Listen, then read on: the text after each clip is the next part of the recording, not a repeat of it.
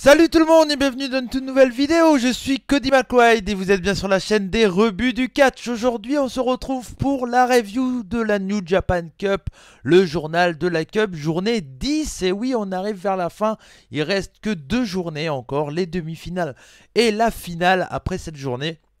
Et donc du coup on se retrouve aujourd'hui pour la journée 10, c'était les deux derniers quarts de finale entre Colt Cabana et Sanada et Hiroshi Tanahashi et Zack Sabre Jr. Et on va y aller tout de suite car j'ai pas vraiment beaucoup de temps, donc ça va être une review assez rapide de cette journée en tout cas. Mais voilà, clairement on commence et j'ai envie de vous dire, qu'est-ce que je suis fier d'être fan de catch, bordel. J'ai eu des sentiments dans cette journée. J'adore tous les styles de catch, vous le savez. J'aime beaucoup le deathmatch, j'aime beaucoup light flying, j'aime beaucoup le strong style. C'est un des styles que j'adore le plus avec le deathmatch. Mais bordel, qu'est-ce que c'est beau le catch technique. On a eu 2 matchs incroyablement bons niveau technique.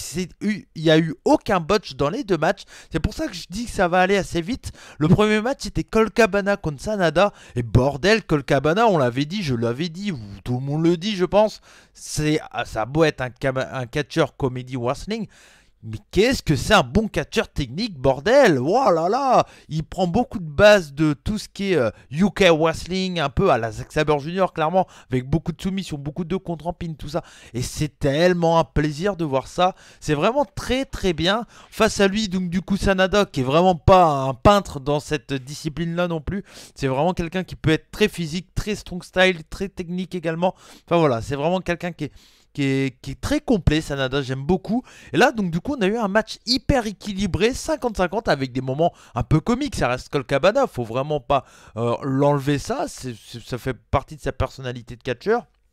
Donc c'est plutôt cool. Et donc, bah voilà, Colt Cabana qui était un peu comique, mais en même temps, voilà, quand même serious business à certains moments. Tandis qu'un Sanada, voilà, impeccable du début à la fin. On l'a vraiment vu faire toutes les tentatives de ses moves habituels, comme le Paradise Lock qui est passé hein, sur Colt Cabana avec Akihito Terui. Donc Milano Collection qui approuve comme d'habitude. Voilà, Milano Collection, c'est un catcheur japonais qui est au commentateur pour le broadcast japonais, je crois que c'est pour le network japonais ou même pour la télé japonaise, je crois. Je ne sais pas exactement. Mais en tout cas, voilà, c'est lui qui faisait cette prise-là à l'époque et Sanada lui a pris. Ou en tout cas Milano Collection lui a donné, je ne sais pas trop en tout cas. Mais voilà, à chaque fois on voit Milano Collection qui fait hey, c'est bien, bien porté et tout. C'est vraiment très très cool. Mais quel grand match techniquement, mais. Pouah, c'était vraiment très très bien. J'ai adoré ce match. Je peux que le conseiller là. Ces 2 matchs-là, il faut les voir parce que techniquement parlant, c'est un style particulier. Ça va pas plaire à tout le monde, clairement. Mais voilà, moi j'adore ça, les matchs techniques. Et ce match-là, bordel, il était très très bien. Victoire de Sanada sur une submission. Sur son Dragon Sleeper, voilà, assez classique, mais voilà, très très bien. Pas de surprise, mais on s'en doutait que le Cabana a déjà fait une grosse performance quand même dans ce tournoi. Il est quand même passé en quart de finale, c'est pas mal. Et Sanada, demi-finale. Deuxième demi-finale d'affilée de la New Japan Cup. Ah, ça sent le pognon, ça sent le pognon. Il faut espérer qu'il signe clairement en tant que membre de la NJPW pour qu'il ait un gros push parce qu'on le sait. Il est également freelancer comme l'était Kota Ibushi. Et voilà, on sait que c'est un peu de mal à donner des gros spots à des freelancers. Mais bon, écoute, pourquoi pas. Je pense qu'ils ont l'air d'avoir énormément confiance en Sanada. Donc voilà, je ne me pose pas de problème pour son futur. Je pense pas qu'il ira en finale parce que face à lui, il y aura du lourd. Et là, ça promet une grosse finale. En tout cas, oui, pourquoi pas. Pourquoi pas. En tout cas, bref, on passe à la suite au deuxième match qu'on va chroniquer aujourd'hui. Du coup, les amis, c'était, comme je l'ai dit, Zack Sabre contre Tanahashi. Du grand spectacle. Du grand spectacle, techniquement parlant. C'était bon. C'était même pas lent comme match parce qu'il y avait un rythme quand même assez lent. Mais franchement, ça passe tellement bien. Tous les 5 secondes, il y a un contre. Que ça soit Tanahashi qui est très très bon. Et ça lace incroyablement. Un des meilleurs catcheurs au monde. Voilà.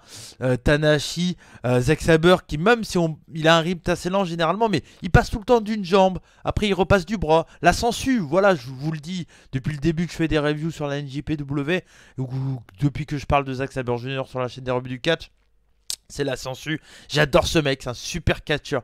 Techniquement parlant, c'est le meilleur au monde, je pense. C'est peut-être le meilleur grappleur au monde avec Hideki Suzuki. Je vous en ai parlé lors de l'hebdo et je vais vous en reparler parce que la vidéo Big Japan Pro Wrestling va sortir demain du coup. Et je ferai la finale, les demi-finales et la finale dans une vidéo en même temps. Mais ça, je vais vous en dire un peu plus juste après. Donc voilà.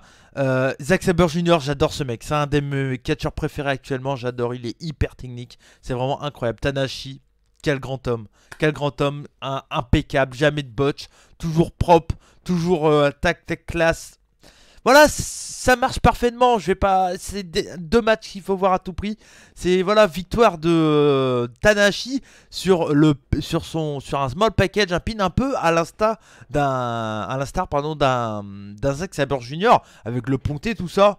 Voilà, propre. Et ce qui m'intrigue encore une fois, c'est Tanahashi qui gagne donc 3 fois d'affilée, pas avec son finish quoi.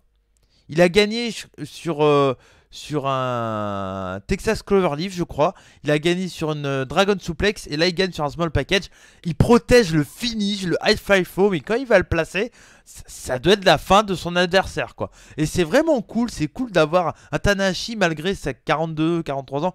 Malgré qu'il a été champion IWGP, qu'il a perdu son titre, mais qu'il a gagné au Tokyo Dome, tout ça.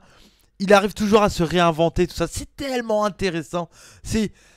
Voilà, c'est vraiment incroyablement cool la NJPW. J'aime beaucoup. Il y a des trucs qui me dérangent peut-être, et encore, j'ai pas grand chose qui me dérange chez NJPW. Mais franchement, qu'est-ce que j'adore toutes ces histoires là qui se mélangent. C'est vraiment très très bien. Donc voilà, j'ai pas grand chose à dire de plus. Donc c'est pour ça que j'ai dit, je vais aller rapidement. Donc ça va être une vidéo assez courte, mais voilà. Du coup, la review du Daily c'est fait pour aujourd'hui.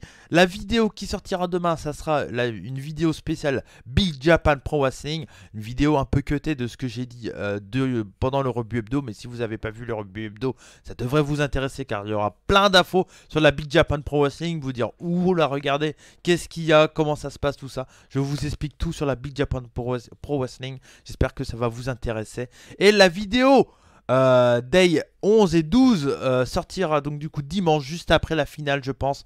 J'aurai maté la demi-finale, j'aurai maté la finale le jour même. Il faudra se lever très tôt, hein. Ça commence à 7 h le show lors de la finale. Donc le dimanche à 7 h du mat, il va falloir se lever.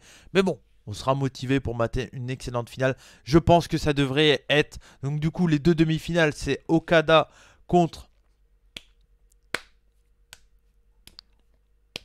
Ishii, putain, Okada Ishii, Okada Ishii et Tanahashi contre Sanada, deux grosses demi-finales. Je pense qu'on aura Okada Tanahashi en finale, un classique, voilà, une longue histoire entre les deux, ça pourrait être très très bien.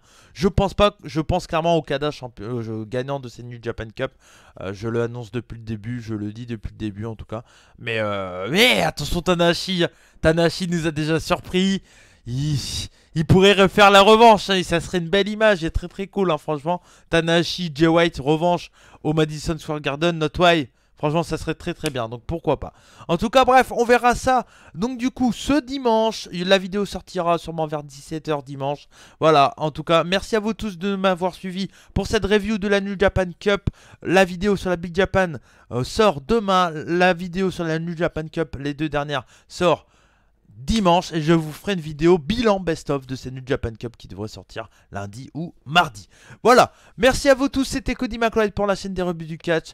Je vous fais des bisous et comme on dit chez moi, bonsaï, soyez curieux, ciao.